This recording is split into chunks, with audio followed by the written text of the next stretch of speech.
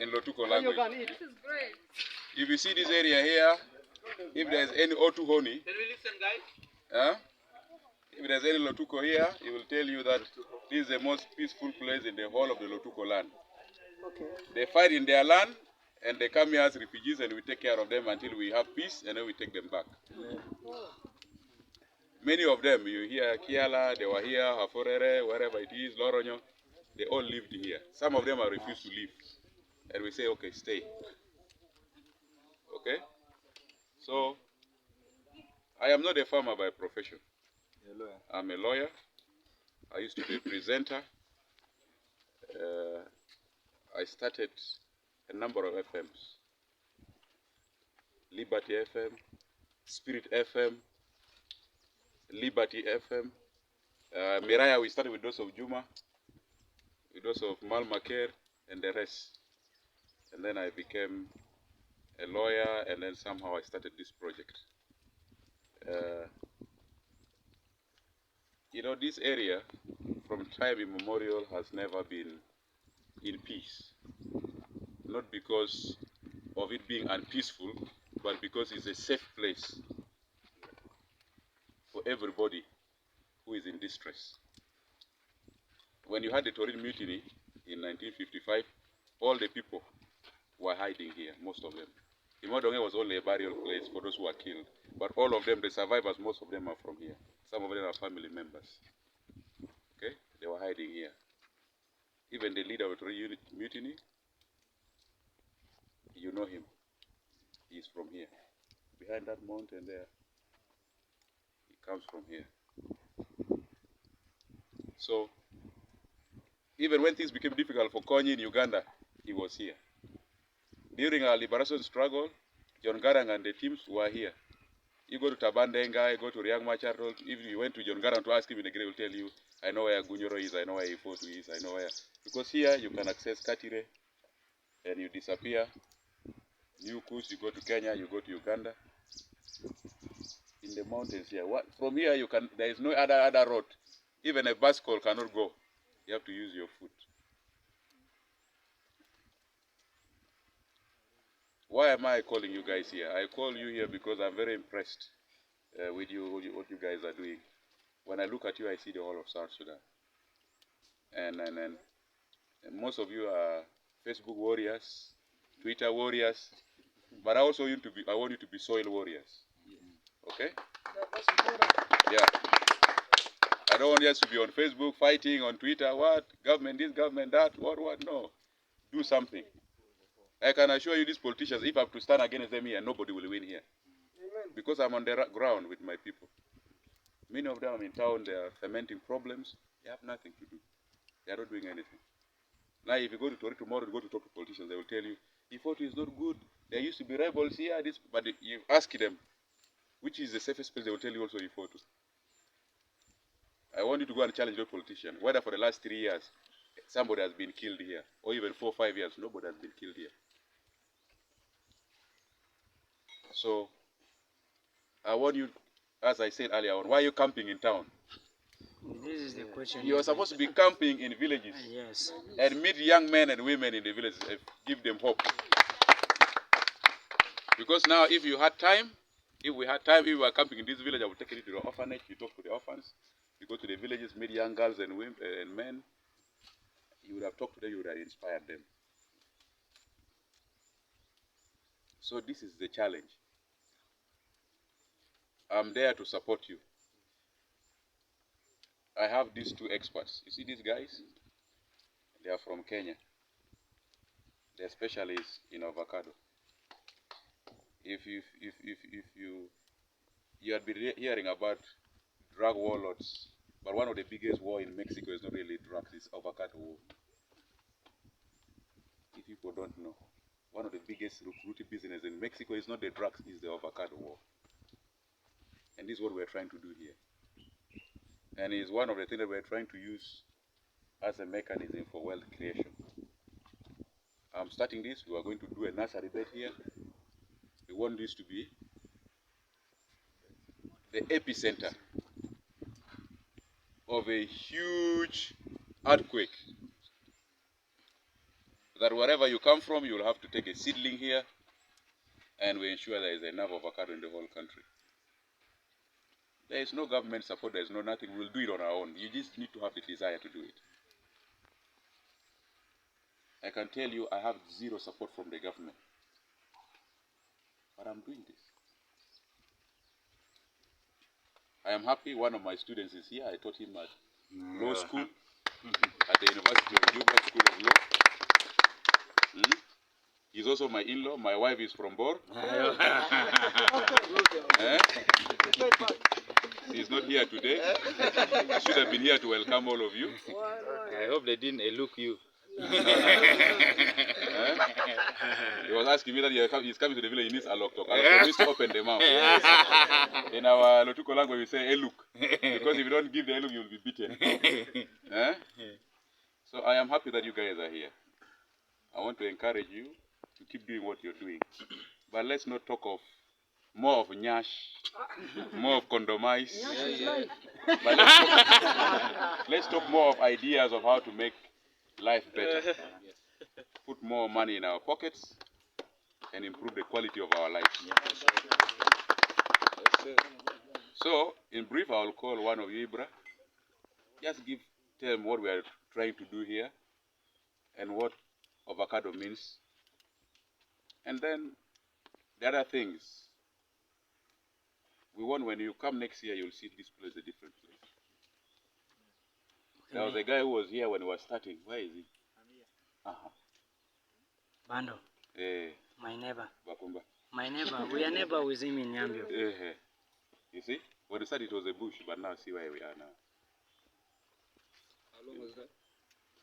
2 years ago. Okay, may you tell us briefly a background, how you started the project, this simply, the year when you started and how many years I started this in 2020. When I started this project, because when I came here, my biggest challenge was that every day I was coming to the village, I would see young women carrying things, even not reaching the market. So I thought, how do I change their lives here? So what I did was I said, let me start a farm. Maybe the farm will help us fix the road. So when we started the farm, the farm started picking up. Then I sat down with my community. Then I fixed the road up to where we are. So if you check all the other Payam Security County, there are no roads. There are no rich people here, but we have the best roads. I can proudly tell you, even though our road has potholes, it is a better road. Some roads from Toriti, try to go to Lauren, you'll never reach 5 kilometers, you'll come back. You know? I'm not saying they cannot do it, but the desire is not there. You know? So when we started this, at least now you see, vehicles can now come and go. You know, we're able to do something. People move day and night. Yesterday I came at 10 p.m. I came to the village from Juba, slept, and then went back. There were a number of challenges. There used to be criminals here. This used to be a huge forest like this. This one here. We had to clear. I have a bulldozer somewhere there clearing. You know. So it wasn't easy in terms of safety, but when we started working here, the criminals found no space, because for us, we have no problem with anybody. And then we moved on. When we started here, there was an IO cantonment area. We told them, we want to work, come. Burn the trees, clear the forest. They started working. They even wanted to leave, that they were members of the armed group. You know? Government forces, others started coming from town, because for them here, they are friendly. They are not like enemies. They are only enemies when they are wearing a uniform. Government forces come here, they were also working with them. But when they have their orders, everybody will go to their barracks. You know? Because we tell them here, we are fighting against hunger. We don't care what your political affiliation is.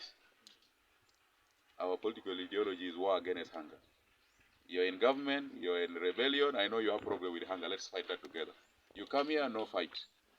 We're for peace. And I'm happy because even the IO who are here really maintain peace. Their soldiers are very disciplined. They don't allow any chaos here. If they hear a gunshot somewhere, they will comb that area until they find the person. If it is a local or a criminal, they will get that person. That's why this place is totally peaceful. We can stay here and leave at midnight. We can reach peacefully. Unless if we meet a lion, maybe we can negotiate. Okay, let me just say, how many people have you so far employed from here as the locals? Because I know they are the one who are the beneficiaries. Almost all of them are locals with Yeah. few unique talents. Yes, yes. Yeah, because see, there are a number of Kenyans here. Most of them basically are doing construction work. Yeah. These are experts who are trying to help us in agronomics with what we're trying to introduce here. But most of the workers here, be it men or women, over 60 to 100 are all local people. And these foreign nationals are also helping them, train them to learn new skills and talent. You know, very wonderful people. They are transferring skills to them, and they're also learning together, and they're working together. I think they even know all the villages here now more than some of us. They know all the corners. Eh? So they are a mix of people. Are you still giving lectures in the university? Yes, I have to teach banking and finance on Monday morning. Come on. At 8 a.m. I wanted to know, like, in 2 years now, if the target is to beat hunger in South Sudan, how has been the consistency of productivity? It's very poor. I mean, for us here we are consistent, but we don't know in other areas. Because my strategy is that we build from the grassroots.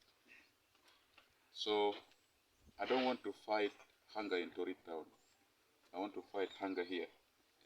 And if I'm able to achieve it, then we can be able to supply Torit town. As we also build a strategy to ensure that the neighbors, if it's Iliu, if it's Murok, where the Archbishop of the Catholic Council behind that mountain, or other places here, we need to go bit by bit. You know, as I said, it's like a wave. We want to start from here and we grow. The unfortunate thing is that the government has not realized what we are doing. If the government realized what we are doing, they would be here. They would either give us technical support, be it agricultural extension officers, we don't want money, or say seeds that are good, or say build large stores that can become government strategic food security, centers. But that is not happening,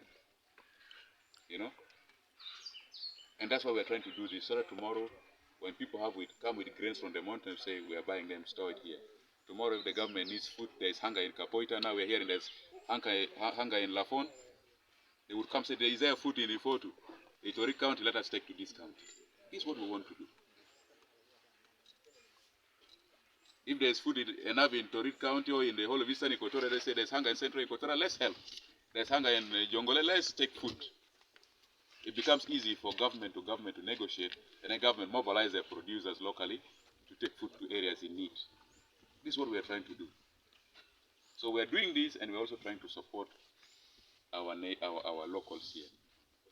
They don't want a lot, they only want seeds. Like if I produce enough maize, say, okay, our community come, where are the chiefs? Come and take seeds. It's time for planting. They don't need a lot. Once you give them seeds, you have helped them with one thing. The next thing is that if the government was supporting us with extension officers, they will tell us this. Now we have a disease here. He knows, the government does not know what is going on. They're supposed to be there and say, okay, we have this disease, how do we deal with it? There should be researchers here. And we move on together. That is what we are looking at. Finally, before I go, I wanted to know, within Juba in particular, in our community, they're experiencing a lot of climate change.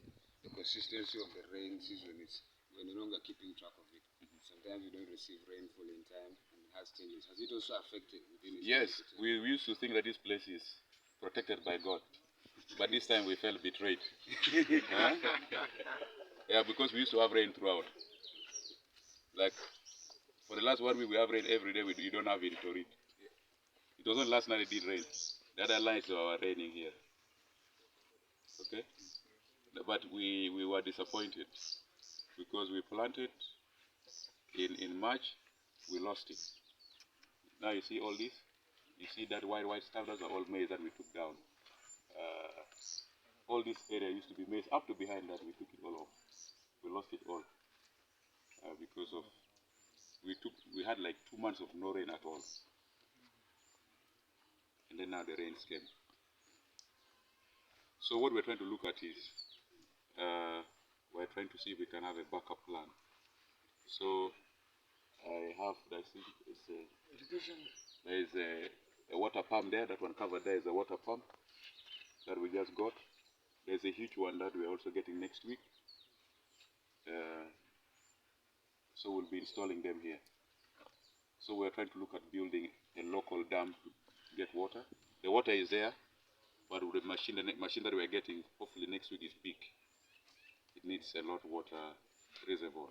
So we're trying to use it to ensure that we have some kind of flow irrigation, whatever it is, just to support. And especially with the avocado that we're trying to introduce, because we're looking at having 1,000 acres of only avocado trees. Wow, that's amazing. You know? Yeah. So we need to ensure that there is constant supply of water, so they survive the 2 months of no rain, and when the rains come, it goes on. Is there a specific reason why we should have avocado? Well, it's market. We don't want to be stupid. We want to produce for the market. And above all, avocado has healthy oils that we also need in our body. So we put in our diet, is good diet. There's most of the things that we are doing already, we are not counting it. Like this matoke, we got it from Uganda. These are the matoke that you have a lot in the market. This is the Ugandan matoke. We have the local ones, but they're not matoke. So we are just experimenting them here. And down there, we want to create more. Even the pawpaw, I'm experimenting them. If they do better, and the apples, we're also experimenting. If they do better, that is a jackfruit. yeah, the jackfruits also, we're experimenting. Even lemons. Oranges. Yeah, oranges also, we're experimenting all of them. But we want to see, for now, we want to focus what is going to give us a return. Now, since you started in 2020, how many seasons have you harvested and supplied in the nearby communities? You know, in a year we have 2 seasons. So I can tell you about 5 seasons. And the quantity that you have supplied? Well, that's why we're building a store. That's why we're building a store. You know, we are building a store because we know we have the quantity. You know, we just did something small there when we have about 6 bucks. I brought a bag about 20 kilograms of soya beans, and we had 6 bags of soya beans of 100 kgs. So 20 kilograms gave us about 600 kilograms. So that's why we are planting more. But the plan is, we're looking ahead. The plan is that soya beans is good for poultry. So we're looking ahead. We're looking at maybe starting a poultry farming in the next 1 or 2 years. Great. Okay. We have the maize. We have the maize stock. These are all we're looking at now. We're looking at cattle ranching, we're looking at piggery, and we're looking at poultry. But one step at a time. Now we're focusing on the avocado. Once we are done with the avocado business, we look at chicken, we look at this, bit by bit. And the plan is that, do you know why we're trying to do the nursery here? As I told you, some of you will come and take seeds from here. Yeah. And above all, the community will also come and take seedlings from here. So in that way, if you have 2, 3 avocado trees, that means that you're already growing wealthy. Because every time it fruits, you sell, you have money in your pocket. Every time the tree is growing, the people of WWE will say money in the bank. Eh? Yeah. So that's what we're trying to look at. Money in the farm. You know, that's what we're trying to look at. So when you look at this project, if I'm not mistaken, it's one of the biggest projects that I've seen in the country. How did you come up with such a capital to raise such a big project? Well, I'm a lawyer. Unfortunately, I had to charge some people for my knowledge. They financed it. It's not unfortunate, it's what you did. Yeah. My Juba university salary cannot support this, unfortunately. But 100%, I don't take any money from anybody. I use what I earn as a lawyer to put up this farm. Right. Because I had a plan. I knew why I want to use my money. Every time I am paid my fees, I brought it to the village. And I did something. One time I was lucky enough, I got some money, good money, I bought two tractors, and they're the one pushing us. Now the farm is sustaining itself. Okay, you can Now, I want call to know for something us. to do with the avocados and the jackfruits. Like Avocado, they will talk about it. I am very ignorant. Okay, no, you just call for us I- your full name and My name is title. Ajo Noel. Advocate. Okay. Igele Farm. Okay. So I think